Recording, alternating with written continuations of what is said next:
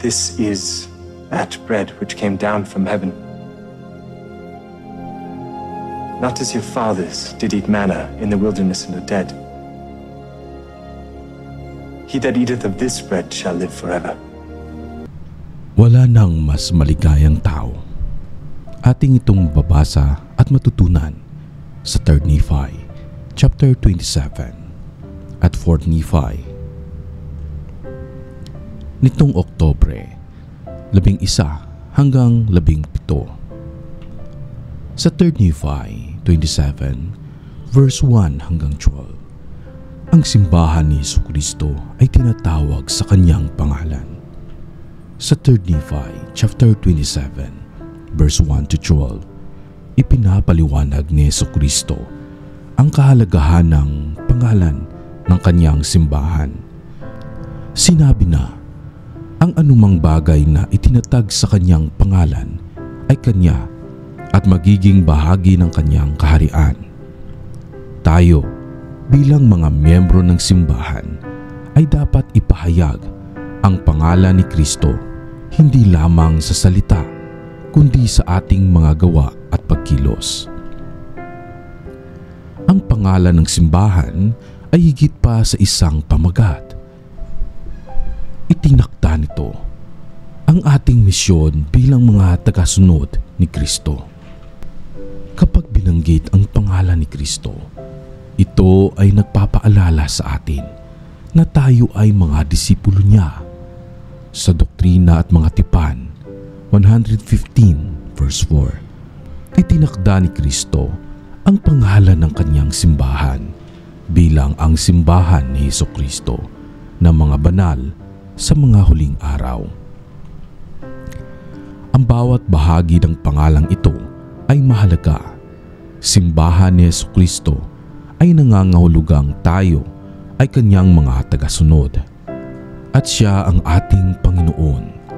Mga banal ay nagpapaalala sa atin ng ating pakakailanlan bilang mga tao ng Diyos na tinatawag na maging banal sa pamumuhay at mga huling araw ay tumutukoy sa kapanahunang ito kung saan tayo ay tinawag na ipalaganap ang Ebanghelyo at ihanda ang mundo para sa kanyang muling pagdating.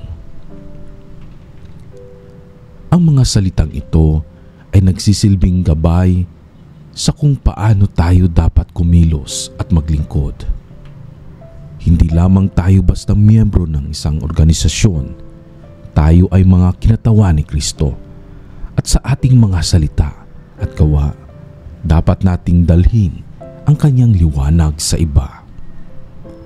Katulad ng sinabi ni Pangulong Russell M. Nelson, ang tamang pangalan ng simbahan ay mahalaga sapagkat ipinapakita nito ang ating pananampalataya at pagkakailanlan bilang mga disipulo ng Panginoon. Sa ating panahon, ang pagdadala ng pangalan ni Kristo ay nangangahulugang pagdadala ng kanyang halimbawa sa ating mga buhay. Ang pangalan ng simbahan ay paalaala na ang ating pananampalataya ay hindi lamang limitado sa ating personal na relasyon sa Diyos, kundi sa paraan ng ating pamumuhay at pakikipag-ugnayan sa iba.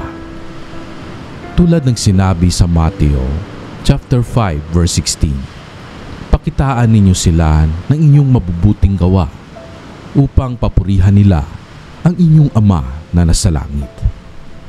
Ang aral na ito ay nagsisilbing paalaala sa atin na ang ating mga aksyon, pagkilos at relasyon sa iba ay dapat magpakita ng liwanag ni Kristo. Sa pamamagitan ng pagdadala ng kanyang pangalan, tayo ay kanyang mga kinatawan at sa ating mga buhay ay isa katutuparan natin ang kanyang mga turo. Patuloy na naglilingkod at nagmamahal sa ating kapwa. Sa 3 Nephi chapter 27 verses 10 hanggang 22, ang simbahan ni Jesucristo ay nakatayo sa kanyang ebanghelyo. Sa 3 Nephi chapter 27, verses 10 hanggang 22, ipinaliwanag ni Hesukristo na ang kanyang simbahan ay dapat na nakatayo sa kanyang ebanghelyo. Inilalarawan niya sa mga talata ng 13 hanggang 22 ang kanyang ebanghelyo bilang ang kanyang misyon, ang kanyang pagpaparito sa mundo, ang kanyang pagpapasakit at pagkamatay upang tayo ay magkaroon ng kaligtasan at buhay na walang hanggan sa pamamagitan ng pagsisisi, binyag, pagtanggap ng Espiritu Santo at pagiging matapat hanggang wakas.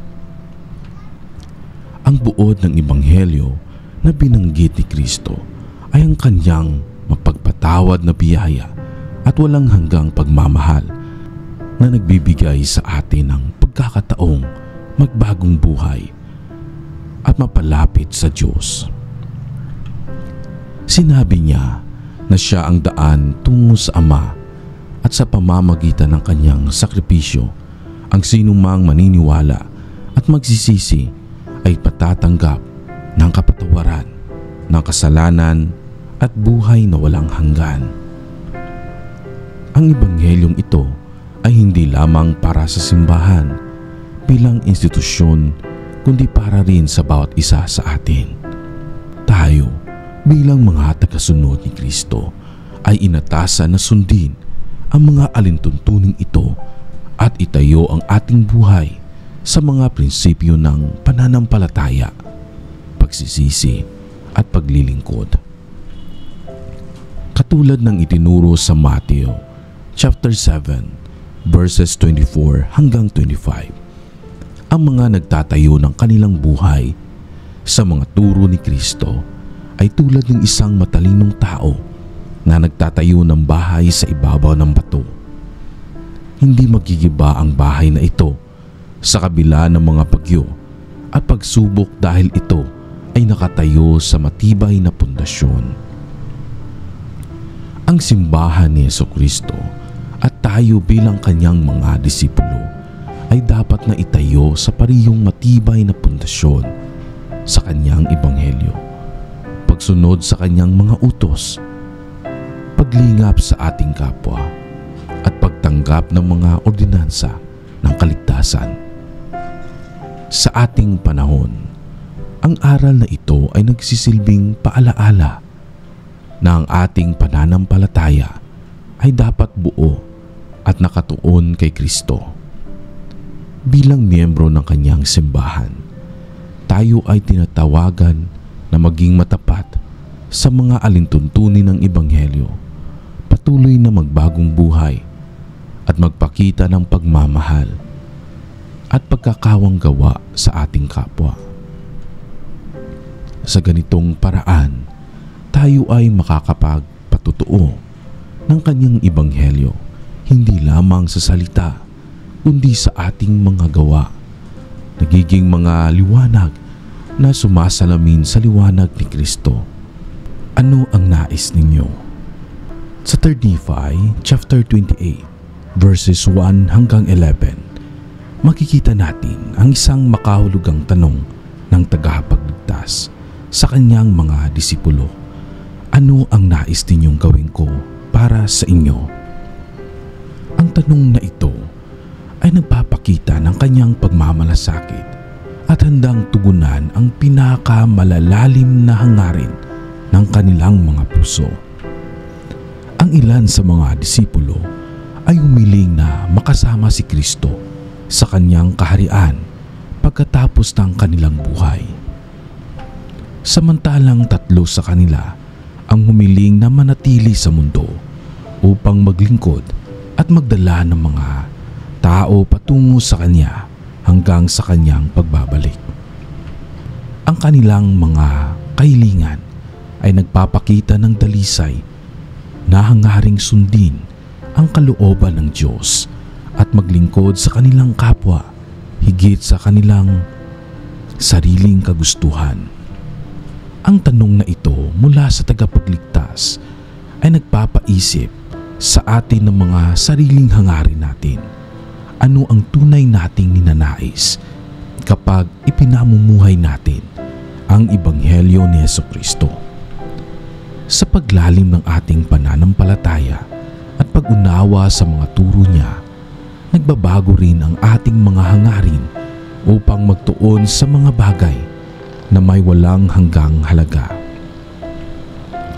Sa Mateo chapter 6 verse 33, datapwat, hanapin muna ninyo ang kanyang kaharian at ang kanyang katuwiran, at ang lahat ng mga bagay na ito ay pawang idaragdag sa inyo. Ang paalaala na ito ay naggagabay sa atin na unahin ang mga bagay na nauukol sa Diyos, ang kanyang layunin at kalooban sa atin. Sa ating panahon, maaaring nagbabago ang ating mga hangarin habang unti-unti nating nauunawaan ang kalooban ng Diyos sa ating buhay. Nagiging mas bukas ang ating puso sa pagsunod sa Kanya at nagkakaroon tayo ng mas malalim ng hangaring maglingkod, magmahal at tumulong sa ating kapwa. Ang mga himnong tulad ng kabanalang lalo aking kahilingan ay sumasalamin sa hangaring magpakumbaba, magpakalapit sa Diyos at maging katulad ni Jesucristo. Sa ganitong mga hangarin, natututo tayong talikuran ang sariling nais at ialay ang ating buhay sa paglilingkod sa Kanya na nagbibigay ng kapayapaan at kagalakan na hindi kayang pantayan ng anumang makamundong bagay. Ang Aklat ni Mormon ay isang palatandaan na ang gawain ng Diyos sa mga huling araw ay natutupad na. Sa 3 Nephi chapter 29 hanggang 30, makikita natin ang malinaw na tanda ng Aklat ni Mormon ay isang palatandaan na ang dakilang gawain ng Diyos sa mga huling araw ay natutupad na. Sinabi sa atin sa 3 Nephi chapter 29 verse 1 to 3 na kapag nakita natin ang Aklat ni Mormon na lumalaganap sa mundo, ito ay isang patutuo na nagsisimula na ang pagtitipon ng mga tao ng Diyos, tulad ng mga palatandaan sa kalikasan na nagpapahiwatig ng paparating na ulan o pagbagbagyo, tulad ng mga palatandaan sa kalikasan na nagpapahiwatig ng papaparating na ulan, tulad ng mga palatandaan sa kalikasan na nagpapahiwatig ng paparating na ulan o pagbabago ng panahon. Gayon din ang Aklat ni Mormon bilang tanda na ginaganap na ng Diyos ang kanyang mga pangako sa ating panahon. Sa ating panahon, kapag nakikita natin ang paglago ng Ebanghelyo at ang pagdami ng mga taong lumalapit sa Diyos, natutunghayan natin ang katuparan ng mga propesiya. Sa Matthew chapter 24 verse 14, sinabi ni Jesus, "At ipapangaral ang Ebanghelyong ito ng kaharian sa buong sanlibutan bilang tanda ng kanyang nalalapit na pagdating." Ang Aklat ni Mormon ay mahalaga sa layuning ito sapagkat sa pamamagitan nito ay mas maraming tao ang natututo tungkol kay Kristo at sa kanyang mga turo na nagiging dahilan ng kanilang pananampalataya at pagbabalik loob sa Kanya. Pinalalakas ng Aklat ni Mormon ang ating pananampalataya sa pamamagitan ng mga patutuo at aral na nakapaloob dito.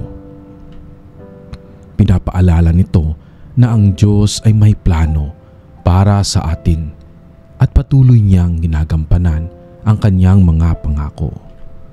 Nagiging gabay ito para sa atin na manatiling matatag sa ating pananampalataya kahit sa gitna ng mga pagsubok. Tulad ng sinabi sa Roma chapter 15 verse 4, sapagkat ang anumang mga bagay na isinulat ng una ay isusulat sa ating ikatututo. Ang Aklat ni Mormon ay isang paalaala na ang Diyos ay maawain at tapat sa kanyang mga anak. Sa pamamagitan ng kanyang mga salita, tayo ay ginagabayan at minamalakas upang maging bahagi ng kanyang gawain sa ating panahon. Ang pagsunod sa mga turo ni Jesucristo ay humahantong sa mga pagkakaisa at kaligayahan. Sa 4 Nephi chapter 1 verses 1 hanggang 18, ipinakita kung paano ang pagsunod sa mga turo ni Jesucristo ay nagdadala ng pagkakaisa at kaligayahan sa mga tao. Matapos dumalaw ang tagapagligtas, nakaranas sila ng mga taon ng kapayapaan, kasaganaan at pagkakaisa. Sinunod nila ang mga aral ni Jesus tulad ng pagmamahalan, pagpapatawad at pagtulong sa isa't isa na tumulong upang bumuo ng isang lipunan na may malalim na pagmamalasakit at pagkakaisa. Walang pagkakaiba sa mayaman o mahirap, lahat ay nagkakaisa bilang magkakapatid. Ang mga aral ni Jesus na nagbibigay inspirasyon sa kanila ay ang kahalagahan ng pagiging maamo. Ito ay sa makita natin sa 3 Nephi chapter 12 verse 5. Pagpapatawad sa isa't isa sa 3 Nephi chapter 13 verse 14 at paghahanap ng kayamanan sa langit kaysa sa material na bagay sa 3 Nephi chapter 13 verses 19 hanggang 21. Sa ating panahon, magagawa nating sundin ang kanilang halimbawa sa pamamagitan ng pagpapalaganap ng kapayapaan at pagkakaisa sa ating pamilya, simbahan at komunidad. Ang pagpapatawad, pagkakaroon ng malasakit at pagiging mapagbigay ay ilan sa mga turo ni Jesucristo na makakatulong upang mabawasan ang pagkakawatak-watak at makamit ang mas mapayapang lipunan.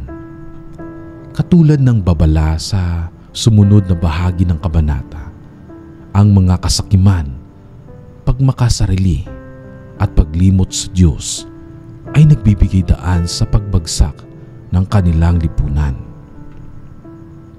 Kaya tayo rin ay binabalaan na iwasan ang mga saloobin at gawi na nagdudulot ng hidwaan, pagmamataas at paglayo sa Diyos. Sa ganitong paraan, mas magiging matatag tayo laban sa mga tukso at hamon sa ating kapanahunan at masusunod ang mga utos ng Diyos na nagdadala ng kapayapaan at kasiyahan sa ating buhay. Ang tunay na pagkakaisa at kaligayahan ay nakabatay sa pagsunod sa mga salita ni Kristo na siyang batayan ng tunay na kaligayahan at katuparan sa ating buhay. My dear brothers and sisters, naway sa linggong ito, ating madama at ating makita kung paano ang Diyos tinutulungan tayo na itama at ituwid ang daan ng ating buhay. Naway magkaroon tayo ng puso mapagsalamat na maintindihan natin ang plano ng Diyos. My dear brothers and sisters, alam ko na mahal tayo ng ating Ama sa Langit. At ito'y aking iniiwan sa ngalan ng kanyang anak na si Jesucristo. Amen.